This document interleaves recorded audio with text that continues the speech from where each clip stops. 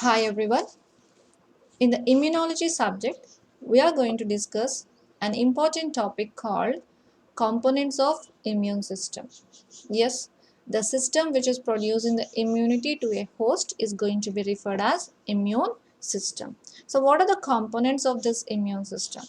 It contains both organs and tissues as well as the cells of immune system. So we are going to discuss in detail about the organs of immune system and cells of immune system in different parts. So for example, when an infectious agent or an antigen or some foreign particle enters into the human or host by overcoming our physical barriers like skin and mucosa, then it is going to be tackled. That means the antigen is going to be tackled by other non-specific cells like leukocytes, macrophages, natural killer cells. All these things will take care. If that is also going to be what we call overcome by these antigens, then finally those are going to be taken up by these lymphocytes, and these lymphocytes are going to be produced by the organs of the immune system. Okay, and these organs of the immune system is going to be of majorly two types. That means the immune system consists of lymphoid organs and tissues, which can be classified functionally into two types. What are those two types? One is the primary lymphoid organs and second one is the secondary lymphoid organs. The primary lymphoid organs are also called as central lymphoid organs. So here in the picture you can see the thymus and the bone marrow are going to be the major central or primary lymphoid organs, and whereas the secondary lymphoid organs, which are also called as peripheral lymphoid organs, and the examples are going to be of lymph nodes, then spleen, Peyer's patches, okay, and then tonsils, adenoids. So these are all going to become included as a secondary lymphoid organs or peripheral lymphoid organs, which are mainly involved in trapping the antigen and provide the sites of mature lymphocytes to interact with that antigen. Okay, so we will discuss all these organs in detail one by one now. So organs and tissues of immune system are going to be of several morphological and functional diversified organs and tissues, so in the development of immune response. So these are all the things that I already told you. The central or primary lymphoid organs, the organs thymus, bone marrow, bursa fabricus. The bursa fabricus is going to be found only in the birds. And then coming to the peripheral or secondary lymphoid organs is going to be spleen, lymph node, malt, gall, etc.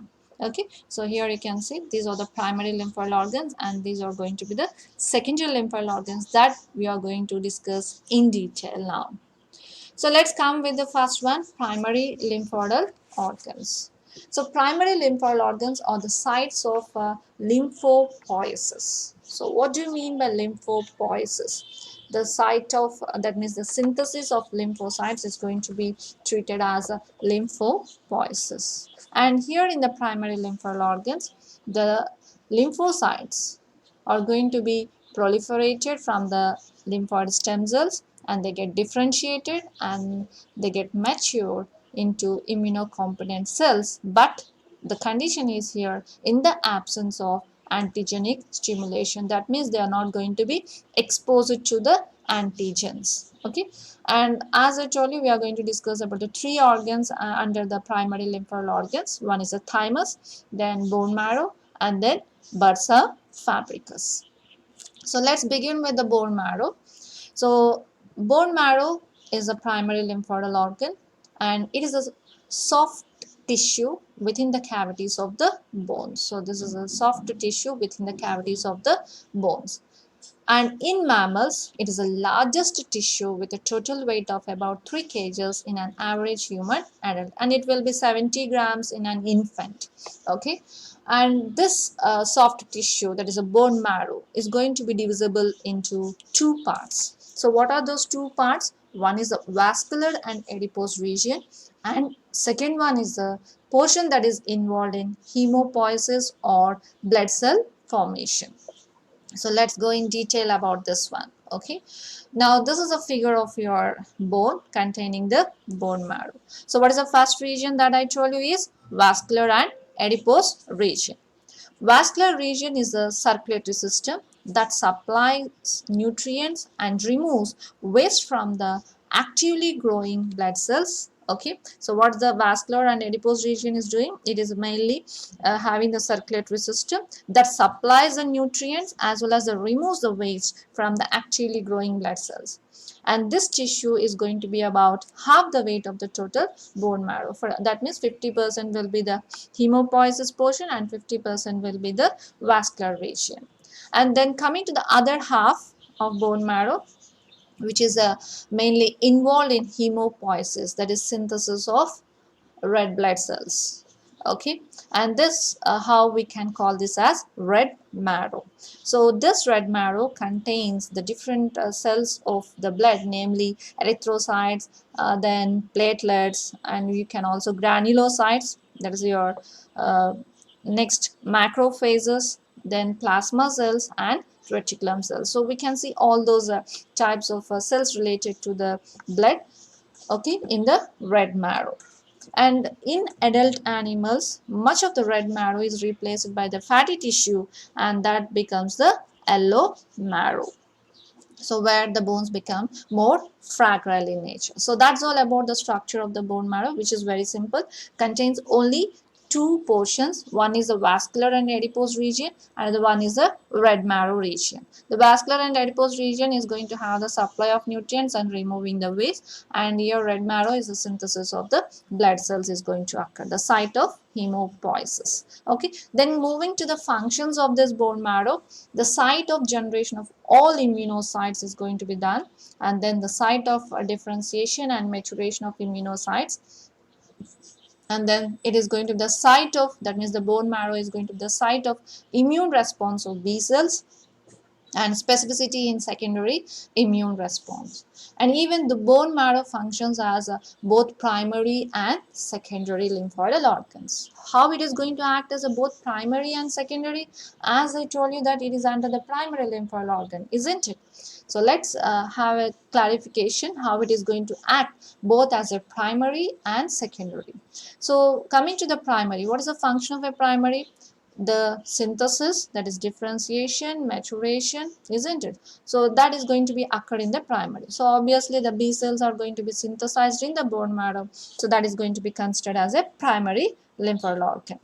And coming to the secondary lymphoid organ means the circulating memory cells present in the fluids will move back to the bone marrow, and they will give the signal that some antigen has come and you are supposed to give the response. And this kind of the mechanism will occur in the secondary immune response.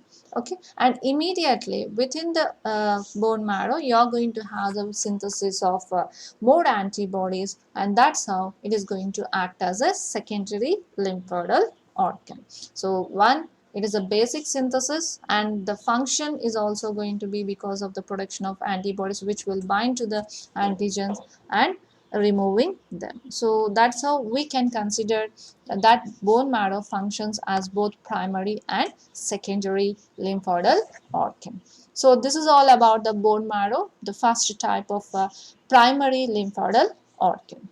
Then we will move to the another type of lymphoidal organ, which is not important to human related one, but it is related to the birds. Okay, so that birds containing primary lymphoidal organ is a BURSA of fabricus.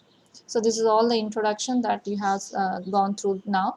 Okay, BURSA of fabricus. So this is a sac-like lymphoidal epithelial structure arising from the dorsal diverticulum from the cloaca in the bird. So here you can see this is a BURSA of fabricus. And this organ was first described in 1621 by Fabricus, an Indian anatomist, and hence the name was given as BURSA of fabricus. Okay, this again originates from the hindgut epithelium of the chick embryo at about the age of 15th day, okay, 15th day of development. And it, by the time of hatching, it develops into a fully functional organ. So like thymus, it is going to have a fully functional organ at the time of birth. By about 4 months of the age, it reaches its maximum size of about 3 centimeters in diameter, after which it starts involuting. That means slowly decreases in its size. Okay, and the structure of this bursa fabricus is going to similar to that of thymus. So what is the structure of thymus? We'll discuss in the following. Then coming to the, it begins to develop as an epithelial structure and later becomes colonized by lymphoid cells arising from the fetal liver or bone marrow. Okay, so initially it consists only as an epithelial structure, but later on this is going to be colonized by the lymphoid cells that were arising from the fetal liver as well as the bone marrow. And then coming to the histology of it, that is a cross section of it. The cross section of an young bursa shows that the structure is very similar to thymus. Just wait, I will explain you the thymus structure now, then you will have the clarity of it. Now the bursa is divided into follicles in which there are 3 different types of cells. Okay, so among these cells, the most prominent cells are lymphocytes, then macrophages, and then plasma cells. So what are the 3 types of the cells that it is going to possess? One is the lymphocytes, macrophages, and plasma cells. And the lymphocytes of this bursa cells is going to be of more important in protecting these checks from the pathogens. The lymphocytes of bursa are like the lymphocytes of thymus in morphology. I told you, morphologically the lymphocytes are similar to thymocytes, that is T lymphocytes, but differs significantly in function. That means the structure is similar to thymus, but functionally it is similar to the B cells, that is B lymphocytes. So the B lymphocytes later migrate to the bursa depending regions of the secondary lymphoid organs such as spleen and lymph node. And there are about these B lymphocytes produce some sort of plasma cells which later secrete antibodies in response to antigen stimulation, thus having a major role in the humoral or antibody mediated immunity rather than acting as a producing the T cells involved in the cell mediated. So that's how the bursa of fabricus is going to have the similar structure resembling the thymus, which is producing the T lymphocyte, but functionally the bursa of fabricus is going to produce the B lymphocytes. Okay, and bursa of fabricus is not found in the mammals. I told you already, they are present only in the birds, especially chicken. At they have lymphocytes like bursa lymphocytes in structure as well as in functions. Hence, they are given the name B lymphocytes. So, as the structure is resembled to that one, but functionally they are going to be of a B lymphocyte structure, we are going to consider the bursa of fabricus as B lymphocytes. Okay, so this is all about the bursa of fabricus, which is not important that much, but maybe short note can be given on this bursa of fabricus. So we had gone through 2 types of the primary lymphoid organs. One is bone marrow and the second one is bursa fabricus, and now we are moving into the third type, that is thymus. Okay, the thymus is going to be a very important topic in the primary lymphoid organs, and individually also this thymus can be asked as an essay. So let's move to this thymus, and I told you the thymus is a primary lymphoid organ, and it's coming to the origin of this thymus. In mammals, the thymus is a pharyngeal derivative arising from the epithelium of third and fourth what we call pharyngeal pouches at about 6th week of gestation. That means when you are going to have a developmental stage only, at the age of 6th week of gestation, you are just going to be of a pharyngeal pouch. By about the 8th week, it loses, this pouch loses its connection from the pharynx, and later this epithelial structure is going to be filled up by mesenchymal lymphoid cells formed from the fetal liver and bone marrow. So at that time, we have the development of liver as well as the bone marrow. And it is fully developed organ at birth. Remember, in the BURSA of FABRICUS also I told you, and the development is going to be fully developed. So here also the thymus is a fully developed organ at birth. Then, but what happens after birth? With the growth of the animal, it also increases in size. Okay, that means this thymus organ also increases along with the growth of that person or body. But the reason is it is going to stop its growth at the age of puberty. That means after birth, with the growth of the animal, it also increases in size and reaches its maximum size at puberty. And then again it gradually decreases in size and becomes almost invisible in the adult stage. That's why at the puberty stage you are going to have a more immunity, but as your age is growing, that means as you are going older, so obviously you are going to have the lessened immune system or immunity. That is because of the involuting of these organs. Okay, then coming to the occurrence, where they occur. So the thymus is a lymphoidal epithelial organ which contains lymphoidal and as well as the epithelial cells. And where it is present? It is located just above the heart, behind the upper part of the sternum, extending into the neck on the front and sides of the trachea. Okay, and the thymus has two lobes. How many lobes? Two lobes surrounded by a fibrous capsule. That means this thymus organ is going to be surrounded by a capsule, okay, fibrous capsule, and this capsule is going to be involuted, that means penetrated inside and causing the septa and making this lobe. So I told you two lobes are there, and these lobes are again further divided into lobules. Okay, and each thymus is going to, this is a cross section of the thymus, and this is a capsule which is going to be protrude inside and causing the lobe into the lobules. So this is a lobule structure, and each thymus is going to have the two parts, the outer cortex region and inner medullary region. And the prothymocytes, listen the name prothymocytes I am mentioning, because these prothymocytes were produced from the bone marrow and migrate through bloodstream and enter the cortex region and divide.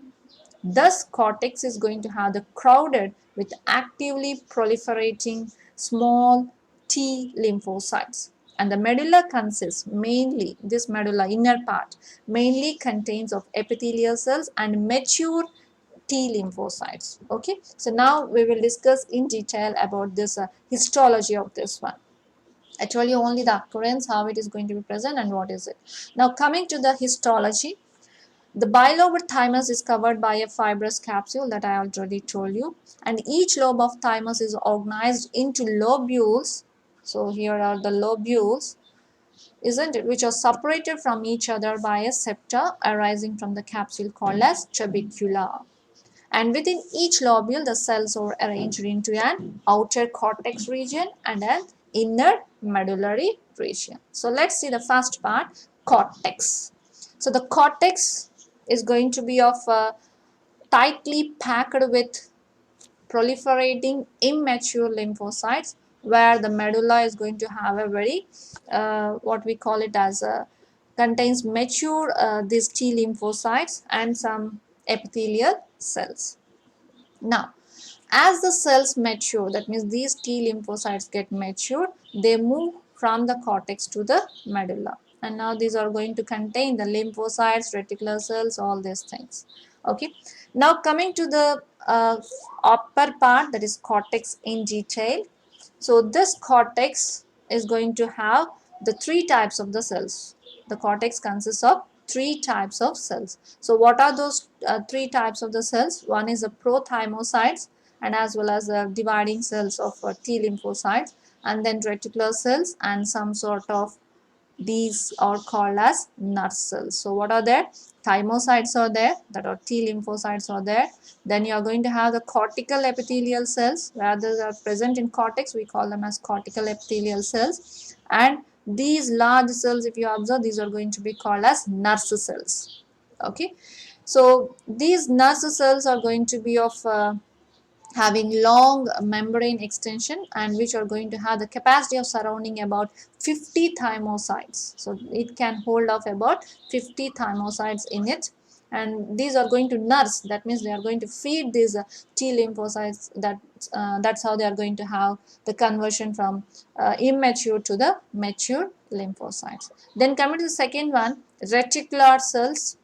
Okay, and these are larger than the lymphocytes. Obviously you can see these are going to be larger than our uh, lymphocytes, and they are going to have the three-dimensional network in the mashes. So here you can see in the mashes you are going to have the holding of these lymphocytes are going to be found. So we had seen through the thymocytes, which are reaching this thymus through the bloodstream. We are calling them as prothymocytes, isn't it? And these prothymocytes are going to be nourished by the nerve cells, and these nerve cells can hold of about 50 thymocytes in it. And there are the other type of the cells also called as reticular cells, which are going to be of three-dimensional network, and in the masses of it we can find this lymphocytes. And these lymphocytes multiply rapidly in this cortex region, and most of the resulting cells, that means out of 50 for example, most of them, that means about 30, are going to have only very short lifespan of about 3 or 4 days. So here you can see these are going to be called as dead cells, whereas the other lymphocytes which have longer lifespan are known as T lymphocytes or thymic cells, or simply T cells, which are responsible for the cell-mediated immunity. And the epithelial cells of the thymus are known to synthesize. So you may get a doubt what these epithelial cells are doing. So the epithelial cells are going to be of known to synthesize a group of hormones, that is thymic hormones, which are going to be of four types, namely thymulin, alpha thymosin, then beta thymosin, and thymopectin.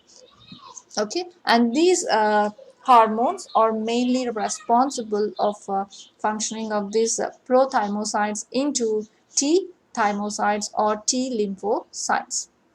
And then moving to the second part, so this is all about the cortex. So cortex is the outer layer of thymus, and it is going to have three types of the cells. One is the thymocytes, then nerve cells, and then your cortical epithelial cells. And then moving to the medulla, the medulla of the thymus is continuous, so whereas your cortex is going to have the partitions because of the presence of these trabeculae.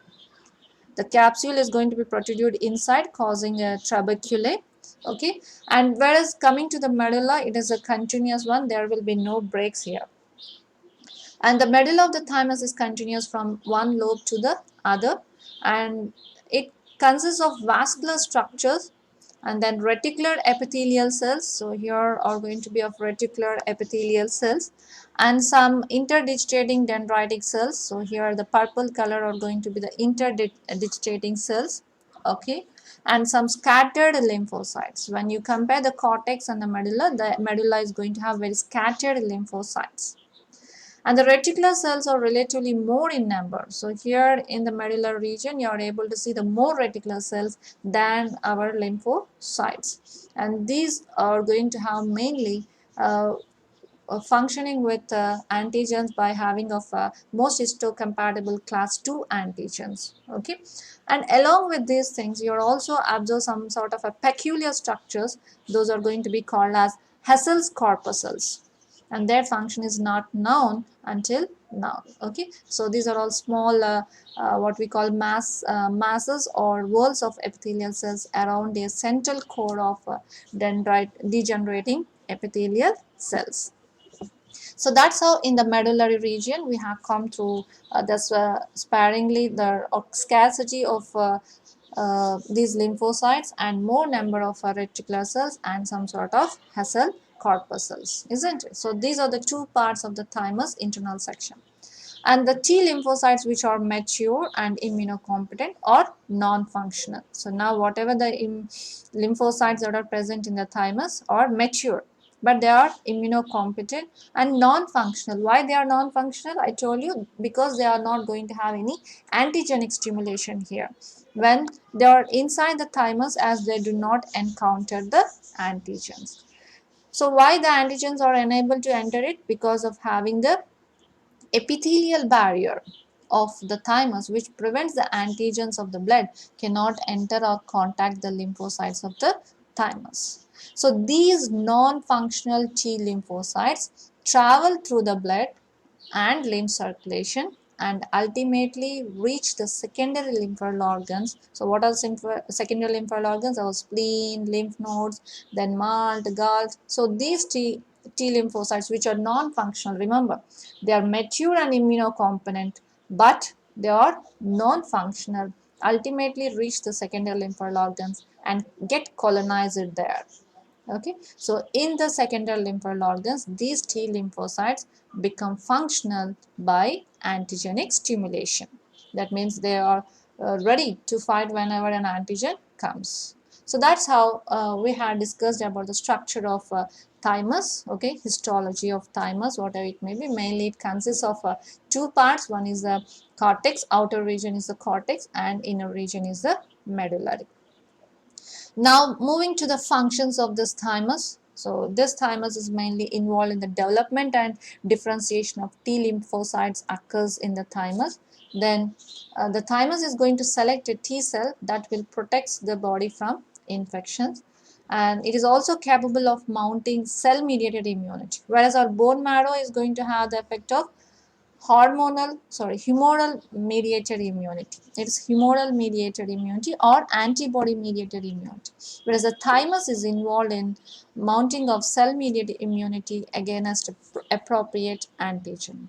And the thymus also confer immunological competence of T lymphocytes during the stay in the organ. So that's how these are the few functions of thymus organ. So this is how we have finished the primary lymphoidal organs. So what are the three primary lymphoidal organs that we have discussed? One is the thymus, then we had gone with the bursa fabricus, which is not present in the humans, and then we had gone with the bone marrow. So that's how we had of three types we discussed in detail, which is one of the important topic. And the secondary lymphoid organs will be discussed in another part. Okay, thank you.